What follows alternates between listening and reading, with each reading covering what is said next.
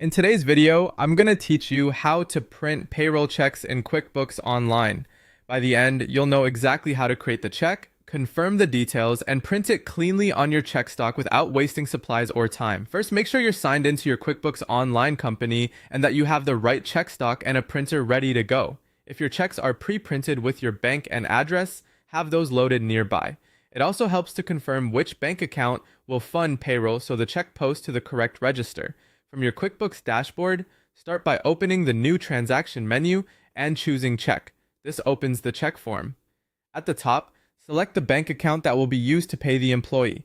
In the payee field, pick the employee or contractor you're paying. For payroll, use the pay date you intend to hand over the check. In the details area, add your category or item information to properly record the expense in your books, then enter the amount for the net pay. If you like, add a memo notation such as the payroll period for your own records. Before moving on, glance at the check number that appears. If you're using pre-printed stock, confirm that this number matches the next physical check in your box so your register stays in sync. When everything looks good, choose Save and Print. QuickBooks will prepare the check for printing and take you to the print flow. Now it's time to print. Click Print Check to open the print window. Load your check stock into the printer according to your printer's tray instructions. Some printers need the check face up, others face down, and voucher-style checks often need to be oriented a specific way so the pay stub lines up. If it's your first time, it's smart to test with a plain sheet of paper over a check to confirm alignment without wasting a form.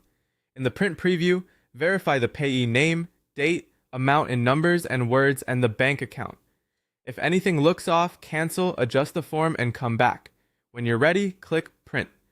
Give the ink a moment to dry before handling the check, especially if you're using inkjet paper. After printing, file or deliver the check securely and store your remaining check stock in a safe place. That's it. Create the check, review the details, and print with confidence.